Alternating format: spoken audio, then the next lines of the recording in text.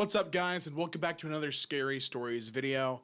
Today is some really interesting, terrifying stories from r/LetsNotMeet. Without further ado, I hope you enjoy. Former park ranger.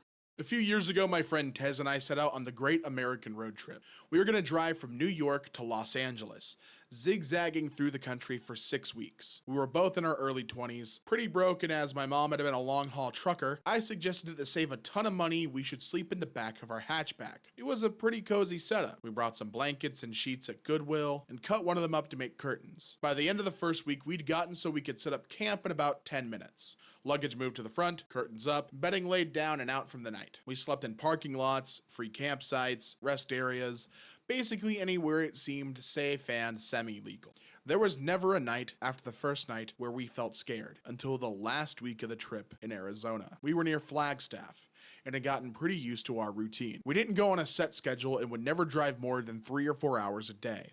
No destination really in mind outside a few must-see landmarks.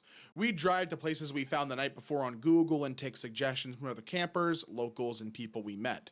We'd also gotten very good at making friends. We went to Denny's with a group of rednecks we met at a campsite in the back of their pickup because I got hungry and overheard them saying they were gonna go. We met an 80-year-old cowboy who took us out drinking and taught us to line dance at a country bar. Hope you're still kicking, Grandpa Mac. Played the guitar with some musicians in the middle of a thunderstorm.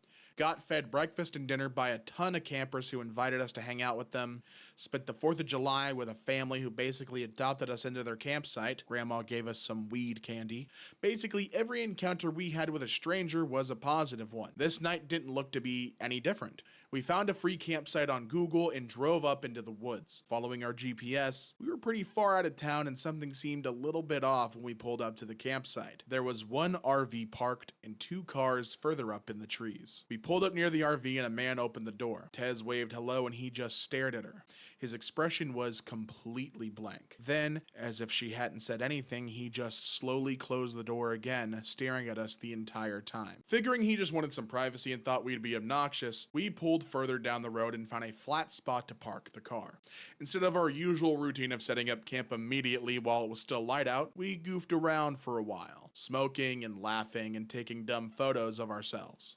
Tez pointed out a campfire further down the campsite and we decided to go be friendly. We'd met so many cool people in the previous 5 weeks by just going up and offering beer or just chatting, so we wandered over. Near the campfire there were 2 men, the owners of the car we'd seen earlier.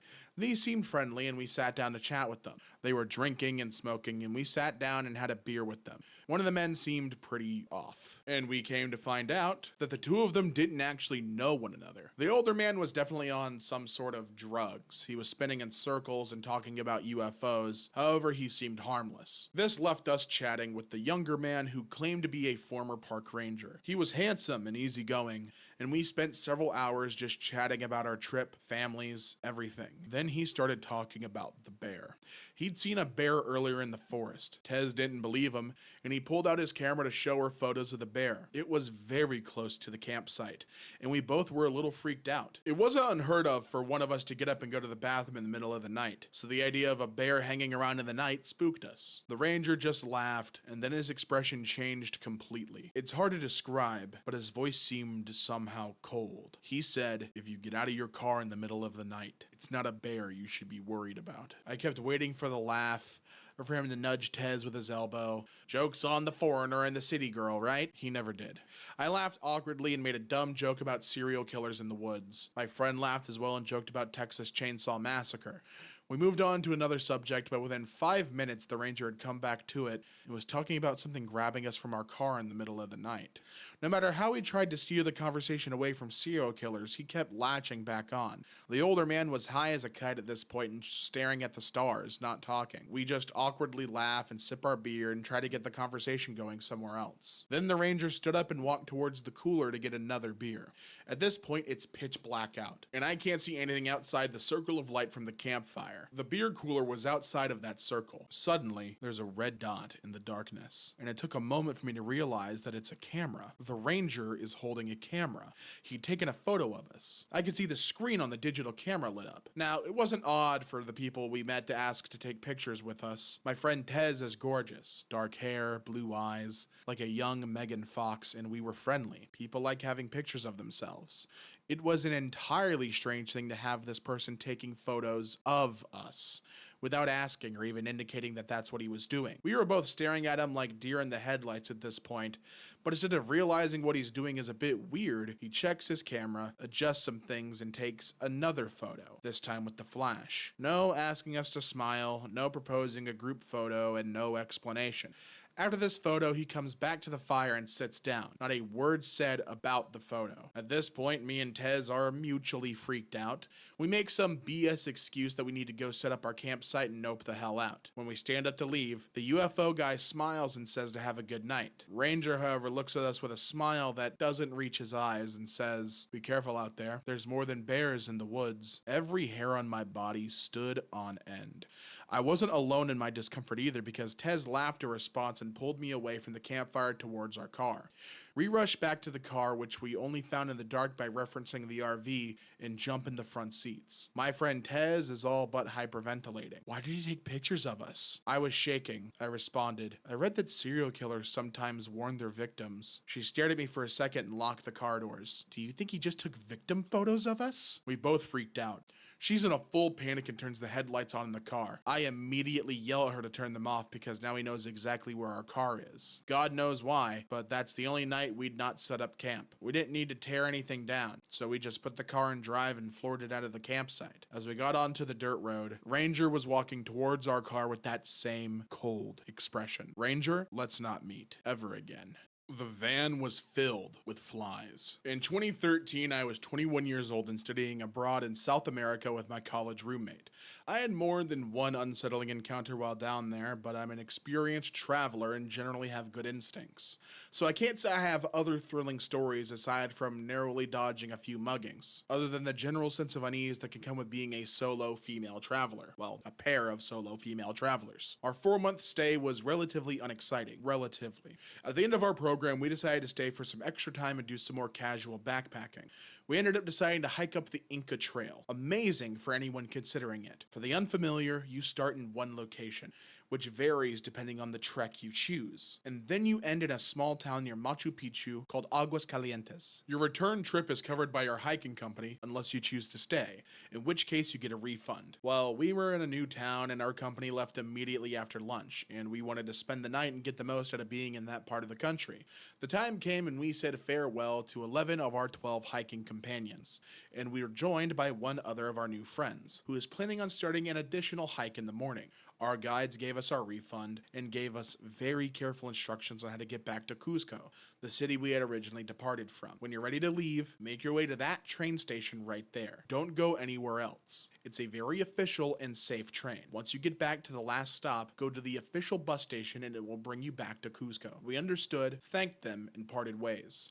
That night, we went out drinking with the remaining member of our hiking party. He didn't drink because of his grueling hike the next day, but we had a blast and felt safer having a male with us. Overall, we made sure to keep our wits about us, and it turns out to be a very fun night without incident. We make our way back to the hostel and wish him well on his travels, and go to bed, ready to explore town the next day before catching the train home. We have our fun, then make our way to the train station. It's a very nice train.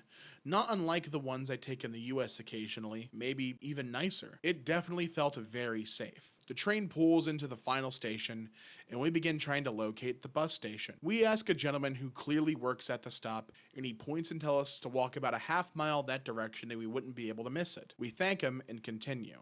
I want to pause here to emphasize, all of these conversations and the ones that follow are entirely in Spanish. This isn't too important, but it's good for you to understand that I was speaking a language I was extremely proficient in, but not fluent. It's not too difficult for native speakers to talk quickly and avoid being understood. We walked for what actually does not seem like a long enough time, less than a half mile for sure, but coming across a bus station, I'm shocked, to say the least. But I'm also reminding myself that I come from a much nicer part of the world and I need to put aside my preconceived notions. It has a sign clearly labeling it the bus station, and it says, "To Cusco," right on the sign. To be clear, it's not a fake sign. It's similar to a sign marking a gas station from a freeway. A big, thick pole, and the actual sign was probably 50 feet in the air. It could not have been a temporary trick, otherwise it would have been much more suspicious. Aside from that sign though, well, it was something, alright? The buses were all the classic bad news white van. You know the ones. Again, I checked myself. How many people could possibly travel to Cuzco in a day here? It wouldn't make sense to have a giant 20+ seater bus doing the trek every day. There's a tiny wooden building, presumably an office, underneath the big sign. But we didn't need to go in there, as there are two gentlemen standing outside near the vans. We asked them if these are the buses to Cuzco, though we can clearly read on the sign that they are, and the men confirm. We ask how much the tickets cost and when they plan on departing. They give us the price and say 5 to 10 minutes, and then direct us to a van to sit and wait in. We both sit down, and I'll admit it, I was uneasy. Again, I'm an experienced traveler, and I do know not to expect modern luxuries in the less developed parts of the world, and there's nothing outwardly sinister about this bus stop, but it just wasn't what I was expecting even for the area. My roommate does not seem to be sharing any of my trepidation, however. She's a bit more sheltered and generally trusting, so that's fairly in character for her. I'm also an over-worrier, so between us, we were probably both on the more extreme side of the appropriate emotion. Me silently freaking out and her a little too relaxed. We wait over 10 minutes in this van, which we left the door open due to the heat. We're just talking and swatting flies, which are buzzing in and out of the open door. I'm unsurprised we're not on schedule, as I know that they're trying to avoid wasting a tank of gas on 2 passengers and are trying to wait for more people. But we have an hour's drive ahead of us and I want to get going, so I decided to go ask. They tell us 5 more minutes. Sure. More time passes and I can't shake the feeling we aren't at the right bus station. Though nobody made mention of there being more than one in a tiny town, so I keep telling myself I was being irrational. I decide to go see if anybody's in the office just to get more information. I open the door and walk in without much hesitation, given its positioning under the giant sign. Well, I walk into what is clearly a residence, and like 15 sweaty Peruvians cooking beans and looking as shocked to see me as I am to see them. I stammer out, is this the bus station? They look confused and then go, oh, the bus? Yes, the bus. Go outside. Talk to the men. Bus to Cuzco. I back out and apologize for intruding. I go back to the van to report my experience to my roommate right as another girl walks up and says, "Bus to Cuzco?" She is clearly a native Spanish speaker and not a foreign tourist. The men immediately say yes and place her in a different van, which makes no sense if they're trying to fill one van to take us to the same place. This skeeves me out more than anything else that's happened yet. I pop my head into the van and tell my roommate to keep hanging tight. I walk over to the girl in the other van, where she's also waiting alone, and ask her if she's going to Cuzco. She confirms this to be the case, and I explain we're going there as well, and I'm not sure why we would be in separate vans. She says she doesn't know, but looks generally unconcerned. I go back to our van and sit down. I go back and sit in the van, which my roommate has not left, and we've been there for probably near 30-40 minutes at this point. I start expressing my concerns to her, but she's being somewhat dismissive, which I can't blame her for, as I'm a generally anxious person, and she's more used to that than anyone. We get pretty quiet and resign ourselves to waiting, still swatting flies and dabbing our brows with our shirts. I'm now sitting quietly with my mind going wild with possibilities, and extremely suspicious something is wrong, but also conceding that there's nothing too concrete to justify my level of concern. At this point, I'm now picturing some ploy to abduct foreigners or being generally murdered. It's not a good feeling. The flies are driving me absolutely mad at this point. And now I've decided that they're probably hovering around the car because somebody was murdered in there and the blood wasn't cleaned well enough to fool the flies. At this point, I'm just torturing myself. The train of thought continues, and I look up. Hundreds of flies are swarmed and crawling on the roof of the van. I realized we hadn't noticed because only a few would be flying around at a time, and the van was rather spacious, and my roommate and I were closer to the front while the mass grouping of them was closer to the back. I'm frozen in fear at this point, unsure if this is confirming my theory that somebody was murdered in the car, or if I'm letting my imagination run wild and there are less remarkable things than flies in a South American van. I'm basically hyperventilating. I wish I could emphasize how many flies were in there. I gesture upwards to my roommate, who looks up then appears shocked. At this point, I can assume I'm shaking my head and muttering. Right as this happens, the other van with the native girl begins to pull away. I make a snap-second decision. I launch myself out of our van and start sprinting. I slam my hand on her van to bring it to a stop. She opens the door in shock, and I grab the door to hold it open and say more forcefully than I thought I had in me, "We are coming with you." I look at my roommate who's just staring and I yell, "Grab our bags and run now." She knew better than to mess with me when I'm in crisis mode and comes sprinting out of the other van with both backpacks in hand while I keep my hand on the door. The two men come running after her saying, "Don't go! We leave now! We leave for Cusco now!" As I shove my friend into the car and scream, "Sorry, we're riding with our friend here," and slam the door closed. The native girl, looking unsettled, just tells the driver we're friends and to drive. At this point, I don't know that this driver isn't in on whatever I was afraid of, or if he was, but they didn't plan on messing with a local. Either way, I just saw her as our best bet. We pull out onto the road and drive for a few minutes when I see, you guessed it, the bus station. A very official, legitimate looking bus station with actual buses, which was probably about a half mile from the train. I have no doubt this is where we were supposed to go, and feel the blood drain from my face. I thought about jumping out of the van and running, but in a split second I questioned if it wasn't for official tour groups or anything else I may not be considering, and my worst fears ending up back at the first place without our new local friend. As we drive, I'm looking for street signs, landmarks, or anything to indicate we were actually headed to Cusco. All I see is wide open desert plains and nothing else. I sat the rest of the drive frozen in fear, collecting a pile of makeshift weapons from what I could find in the back of the van. This included a sharp piece of car, likely from some previous collision, and a small-ish fire extinguisher. I told myself if anybody tried to hurt us, I would kill them first, then figure out how to avoid a Peruvian prison second. I spent the entire car ride telling myself that I had it in me to kill a person if they tried to harm me. I gripped my weapons until my knuckles turned white, when suddenly the van came to a stop, very much in the middle of nowhere. The driver accepts a call, which I can't understand. He then gets off the phone and slowly tells us he just remembered he can't take us all the way to Cusco. The native girl looks concerned, which makes me even more paranoid. He proceeds to point to a large but desolate building and tells us to go in there to find a ride the rest of the way. Looking back, I'm not sure how I avoided throwing up from anxiety and fear. The three of us journey there, my weapons abandoned as I couldn't sneak them out of the van, and people just keep pointing us further and further back until we come to a back opening leading us outside. I wanted to run, to somehow undo this entire journey, but we really had no choice other than to stick with the native girl. We had no alternative methods of transportation, there's no civilization in sight, and honestly, I'm not even sure what part of the country we're in. All I know is we're 60 to 90 minutes away from wherever the train stopped, hopefully in the direction of Cusco. We get to another van, this time with the opposite problem. They are insisting we fit 10 plus people into a 7-seater van. They try and take my backpack, saying it needs to go on the roof. That backpack had my passport and every resource I would most certainly want in an emergency. I'm thinking they can take it over my dead body, which might very well be happening, right as I see my roommate happily passing hers to the lady. I grab her arm angrily and ready to ask what on earth is wrong with her survival instincts, but my face must have said it all because she backs up and uncertainly tells the lady never mind, she'll be keeping her bag with her.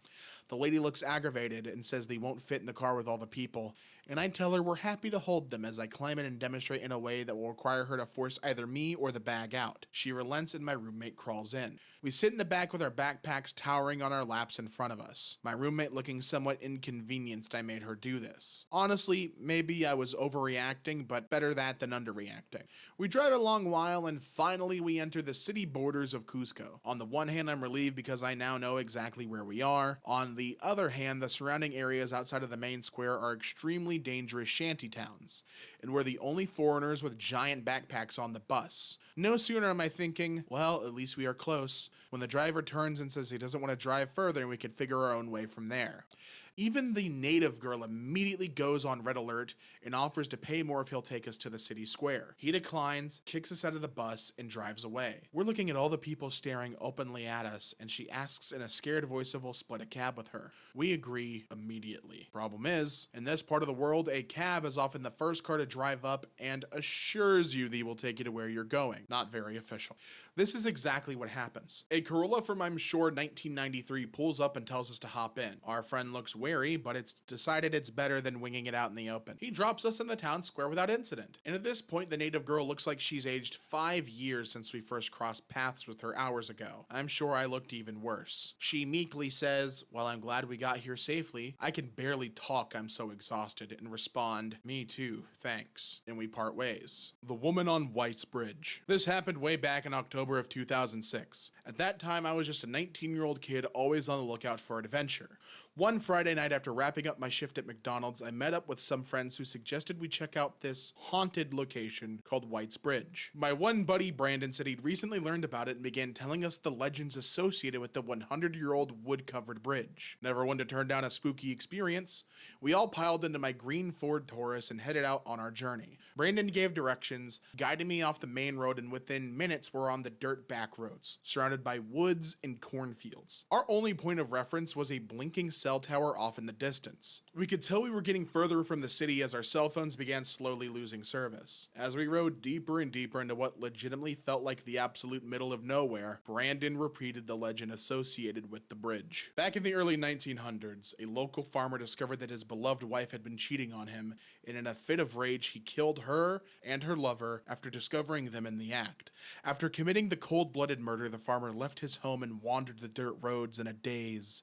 He eventually came upon White's Bridge, where the realization of what he'd done had finally began to sink in, and deciding he would rather die than face the consequences of his action, he hoisted a rope up and over on the bridge's rafters and hung himself. As far as I can tell now, this story is complete fiction, but we totally believed it at the time. After a long and bumpy ride, Brandon instructed me to turn right on an off-road I wouldn't have even noticed was there had he not pointed it out. I took the turn, and there before us was White's Bridge. It looked like something straight out of a horror film. An old wood-covered bridge, aged by time, sitting alone above a river deep in the middle of nowhere. We parked the car on the side of the road and got out to explore. Immediately catching our eyes was a scarecrow lying abandoned at the entrance to the bridge. My friend Mike, who was known as somewhat of a risk taker, and a stupid one at that, picked up the scarecrow and lit it on fire. The hay body burst up into a ball of flames, and Mike waved it around proudly next to the old, dry wood bridge. Realizing the risk, I told him to throw the damn thing in the river and put it out, which thankfully he did. After making sure there weren't any rogue embers that could ignite the bridge, Brandon suggested we get back in the car and pull it onto the bridge. He explained that the legend was that if you parked your car in the middle of the bridge, put it in neutral, and killed the engine, the spirit of the dead farmer would push the vehicle forward to get it off the bridge. Naturally, we had to try this. We piled back in and did exactly as he said. We parked halfway across the rickety old bridge and killed the engine. We sat in the pitch black, saying nothing, waiting for something, anything to happen. The only sounds were the creaking of the bridge, the river flowing beneath us, and footsteps. Suddenly, the back driver's side door opens and a woman abruptly enters the back seat, cramming in next to my two friends there. She looked to be in her late 20s, early 30s. Long, straight, black hair, slim, and wearing a plaid shirt and blue jeans. It's been a while, but this is essentially how I remember the conversation going. "I saw your fire signal for me," she said. Wait, what?" I replied, totally freaked out and at a complete loss for words. "I'm so glad you came. My boyfriend's car broke down that way. I need a ride back." My brain was doing its best to compute the situation. "I'm sorry, but who are you?" I asked. "What are you doing out here?" "I told you," she responded curtly. "My boyfriend's car broke down over there. Can you please just give me a ride so I don't have to walk all the way back?" She was pointing ahead towards a narrow road that forked off to the right on the other side of the bridge. My friend Mike, the scarecrow burner and ever the gentleman, added, "I mean, if you need a place to stay, you're more than welcome to come crash at my place. I got plenty to drink." And I interrupted him. "No, lady, listen, I'm sorry. I don't know who you are. You just got in my car and this is all really weird. You could be an axe murderer for all I know, and I'm sorry, you have to get out." She glared at me in the rear view mirror. If looks could kill, I would have been done for. "But you signaled for me," she responded in an irritated tone. "We weren't signaling for you. Get out." She let out an angry sigh and got out, walking back in the direction from which she came and disappearing into the night. I started the engine right up and looked at my friends. They all had looks of disbelief on their face. Without saying a word, I put the car in drive and slowly rolled forward and off the bridge. We needed to turn around and go back across the bridge to get back to where we'd come from, and the only way to do that was to pull onto the side of the road that the woman said her boyfriend's car had broken down on, and then reverse.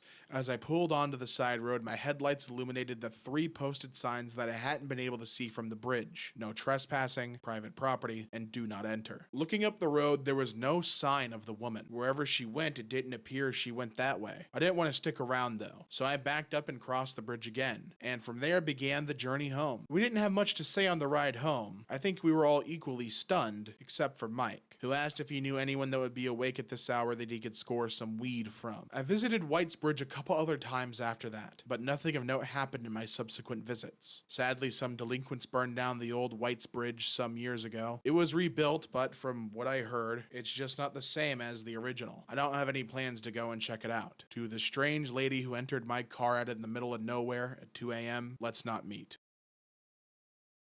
And that's all the time we have for today's video. I hope you enjoyed it. Be sure to subscribe to the channel for more scary Reddit videos and some other fun stuff I have cooking up. And until next time, I'll see you later.